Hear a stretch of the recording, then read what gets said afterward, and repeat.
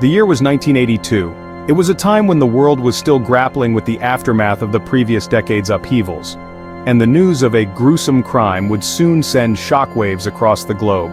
The world watched in horror as the details of a shocking crime unfolded in a Japanese courtroom. The case was unlike any other, capturing the morbid curiosity of millions. Issei Sagawa, a young man from a wealthy family, stood accused of a heinous act, the murder and cannibalism of René Hartevelt, a Dutch student. His background, marked by privilege and opportunity, made the crime even more incomprehensible. The details as they emerged were both grotesque and deeply disturbing, painting a picture of a man consumed by his own dark desires. The courtroom was filled with an air of disbelief and revulsion as the evidence was presented. Sagawa's trial became a media spectacle, captivating and repulsing audiences worldwide. Journalists from every corner of the globe descended upon the courtroom, eager to capture every moment of the proceedings. He quickly became a figure of morbid fascination, his name synonymous with the darkest impulses of humanity.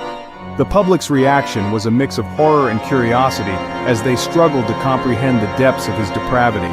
The world wanted to understand how a seemingly ordinary man could commit such an unspeakable act. Psychologists and criminologists weighed in, offering theories and analyses, but the true nature of Sagawa's mind remained elusive.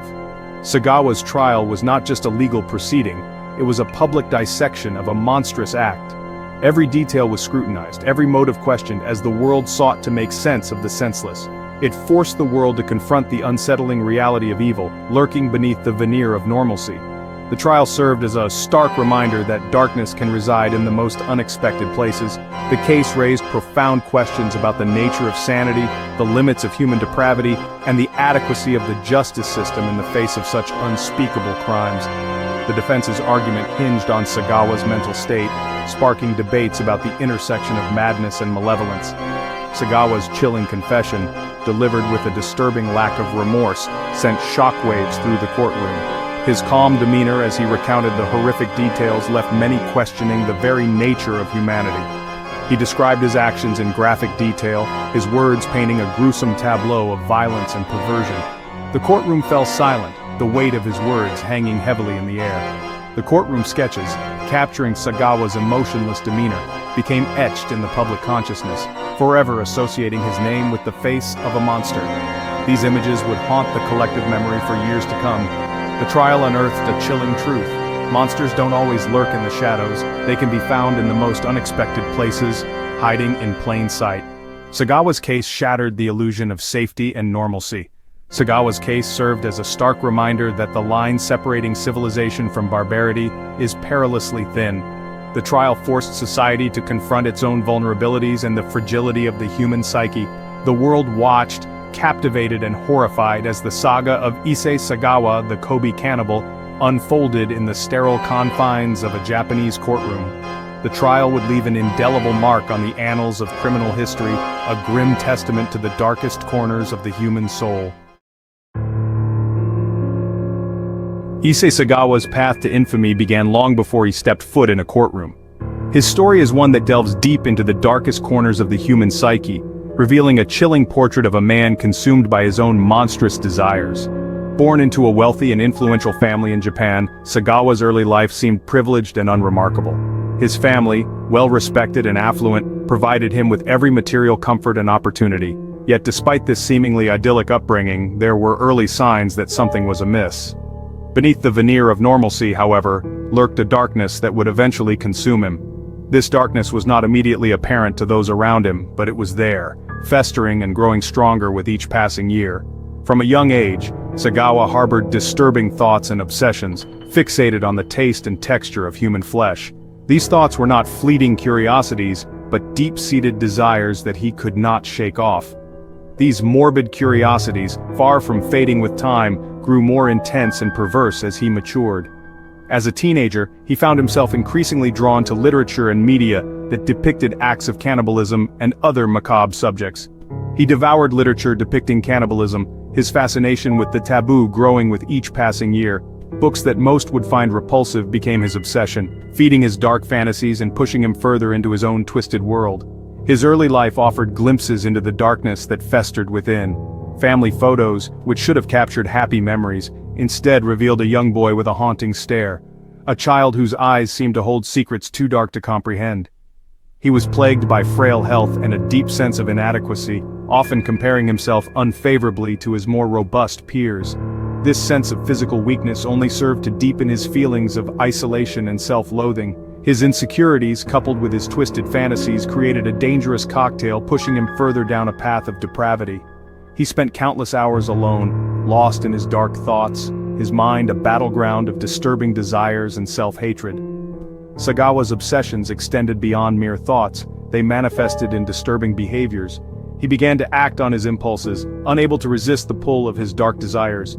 He would stalk women on the streets, his gaze lingering on their bodies with unsettling intensity.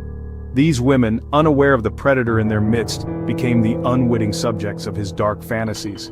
His fantasies, fueled by his insatiable appetite for macabre literature, became more vivid, pushing him closer to the precipice of acting on his darkest urges. Each book he read, each story he consumed added fuel to the fire of his twisted imagination. The seeds of a monster were sown in the fertile ground of his warped psyche, nurtured by his own twisted desires and unchecked compulsions. His mind, once a place of potential and promise, had become a breeding ground for unspeakable horrors. Little did anyone know that behind the facade of privilege and normalcy resided a mind teetering on the brink of madness, a mind that would soon unleash its horror upon the world. The true extent of his depravity was yet to be revealed, but the signs were there for those who dared to look closely enough. Sagawa's pursuit of higher education provided a disturbing glimpse into his escalating descent into madness. While studying English literature in Japan, his fantasies intensified, his studies intertwining with his morbid fascinations and dark thoughts. He became fixated on Western women, viewing them as the embodiment of his darkest and most twisted desires. His academic pursuits, far from satisfying his intellectual curiosity, served as fuel for his twisted and dangerous fantasies. He saw his education as a means to an end, a way to get closer to his unsuspecting victims. He immersed himself in Western literature, but his readings took on a sinister and dark significance. He projected his gruesome desires onto the texts, twisting their meaning to fit his own warped and dangerous worldview. Sagawa's fantasies began to bleed into reality during his time abroad in Paris, a city of dreams. He enrolled at the Sorbonne, immersing himself in the city's rich cultural tapestry. However, beneath the surface of a seemingly eager student lurked a predator, his eyes constantly scanning for potential prey. It was in Paris that Sagawa committed his first known act of aggression. He attempted to lure a woman to his apartment with the intention of killing and consuming her. His plan, however, was thwarted, forcing him to retreat back into the shadows, frustrated and angry. The incident, far from deterring him, only served to further solidify his resolve and dark ambitions. He rationalized his failure, convincing himself that he needed to refine his approach, to be more cunning, more ruthless in his methods. In 1981, Issei Sagawa crossed the line from morbid fantasy to horrifying reality. He met Renée Hartevelt, a bright and vivacious Dutch student at the Sorbonne. He used his intelligence and charm to befriend her, all the while harboring his sinister intentions. He saw in Renée not a fellow student but an object of his perverse desires, the embodiment of his twisted fantasies. On June 11, 1981, under the pretense of studying, he invited Renée to his apartment. There he made his move, shooting her in the back of the neck with a rifle. With chilling detachment he carried out his gruesome plan. He dismembered her body, storing her remains in his refrigerator.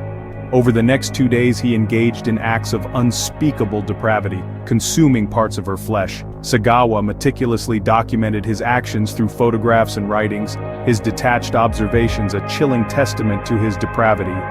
His journals, filled with detailed descriptions of his actions, revealed a mind consumed by darkness, devoid of empathy or remorse. In these writings he described the taste of human flesh, the texture of her skin, all with a chilling matter-of-factness that sent chills down the spines of those who later read them. His attempts to dispose of Renée's remains were amateurish and haphazard. He stuffed her dismembered body into suitcases, intending to dump them in a nearby lake. However, his plan was foiled when he was caught by French authorities. The discovery of Renée's remains sent shockwaves through Paris and beyond, marking the beginning of a case that would captivate and horrify the world. The trial of Issei Sagawa was a media sensation, drawing intense public and media scrutiny. The courtroom was packed with journalists and onlookers, all eager to catch a glimpse of the man who had committed such a heinous act. Despite the overwhelming evidence against him, Sagawa's defense team argued that he was not mentally fit to stand trial. They claimed that his actions were the result of deep-seated psychological issues, and that he should be committed to a mental institution rather than a prison. The court ultimately agreed, and Sagawa was declared legally insane. He was committed to a psychiatric hospital in France, where he was to undergo treatment for his mental illness. However, the story did not end there. In a controversial move, Sagawa was later deported to Japan, where he was promptly released from the hospital. The Japanese authorities deemed him sane, and he was allowed to walk free. This decision sparked outrage and disbelief, both in Japan and around the world. Many could not comprehend how a man who had committed such a brutal crime could be allowed to live freely among society. Sagawa went on to exploit his notoriety, writing books and giving interviews about his crime. He became a macabre celebrity, profiting from the very act that had horrified so many. The case of Issei Sagawa remains a chilling reminder of the depths of human depravity and the complexities of the legal and mental health systems. It raises difficult questions about justice, punishment, and the nature of evil. As the sun sets over Paris, the memory of Renée Hartevelt lingers, a tragic reminder of a life cut short by unimaginable horror. Her story continues to haunt those who remember, a dark chapter in the annals of true crime.